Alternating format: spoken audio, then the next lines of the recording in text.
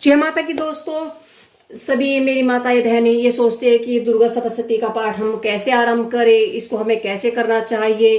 तो ये जो है बहुत ही साधारण विधि है। आप दुर्गा सप्तशती की जो है एक किताब या जो भी है, या आप बुक है, या आप कोई मतलब कैलेंडर पे कोई कहानी है, ये आप सब ले सकते हैं और आप बहुत ही आसानी से अपने घर में चौकी लगाकर माता की स्थापना कर कर ये अध्याय दुर्गा सप्तशती पाठ चालीसा बोल है, ये आप दुर्गा सप्तशती नवरात्रों में पढ़ सकते हैं। अगर आप इसको लगातार पढ़ना चाहे तो एक दिन में पूर्ण कर सकते हैं। अगर आप रोजाना इसको नहीं पढ़ सकते तो आप इसको 9 दिन में भी पूरा कर सकते हैं।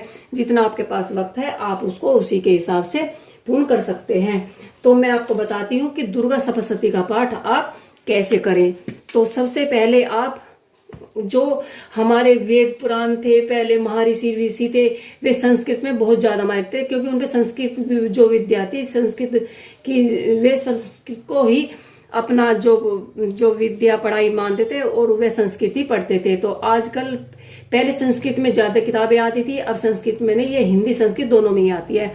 तो आप अगर आपसे संस्कृत आती हो तो आप संस्कृत में पढ़ सकते हैं दुर्गा सप्तशती, और नहीं तो आप हिंदी में भी इसका वर्णन हुआ है, इसमें आप हिंदी में भी पढ़ सकते हैं। तो सबसे पहले आप अपनी माता रानी की एक चौकी लगा ले और दीप धूप से उनका पूजन कर दुर्गा सप्तशती की बुकों को पढ़ सकते हैं।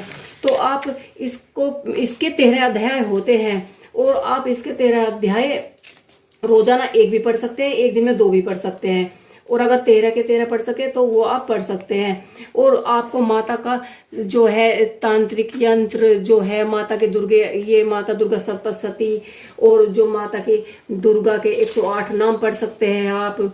और दुर्गा की पूजा सामग्री क्या है वो पढ़ सकते, वो आप इसमें से पढ़ सकते हैं। और माता चामुंडा का जो पाठ है, जो माता चामुंडा फल देती है, वो पढ़ सकते हैं। माता दुर्गा के श्लोक पढ़ सकते हैं। इसमें बहुत सारी ऐसी चीजें हैं जो आप बैठकर पूरी श्रद्धा और भावना से पढ़ सकते हैं। और माता क्षमा याचना का भी अध्याय इसमें दिया गया है और माता का पूर्ण जाप मंत्र भी दिए गए हैं और श्री दुर्गा माता की प्रार्थना याचना भी इसमें दी गई है। और आप दुर्गा सप्तशती की भाषा, यह सरल भाषा में इसका जो है वर्णन किया गया है। और यह दिव्य कवच आपको अध्याय शुरू करने से पहले रोजाना ही पूरी श्रद्धा और भावना से पढ़ना चाहिए। जो ये दुर्गा सप्तशती की जो किताब है, मेरी माता बहनें कहते हैं कि हम इसको कैसे पढ़ें, क्योंकि इसको पढ़ना बहुत ही आसान माना गया है।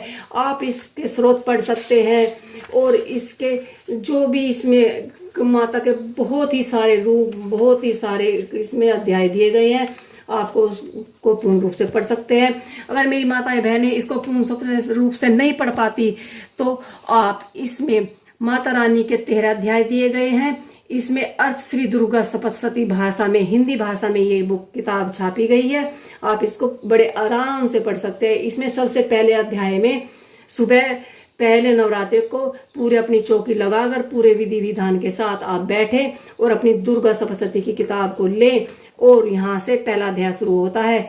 और महिषी में मार्कंडेय जी बोले कि सूर्य के पुत्र श्रावणी की उत्पत्ति की कथा विस्तार पूर्वक हम कहते हैं।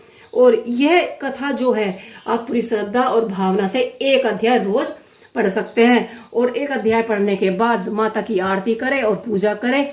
और अगर आपके पास वक्त है तो आप शाम को भी अध्याय कर सकते हैं, नहीं तो आप इस जो व्रत है, जो कि एक किताब दुर्गा सप्तशती है, इसका एक अध्याय रोज पढ़ सकते हैं। तो दोस्तों, आज की वीडियो में मैंने आपको बताया कि दुर्गा सप्तशती की किताब कैसे पढ़ें और माता रानी के पाठ कैसे करें। तो इस वीडियो में इतना ही। प्लीज मेरी वीडियो को लाइक करें, शेयर करें, कमेंट करें और सब्सक्राइब करें। जय माता की।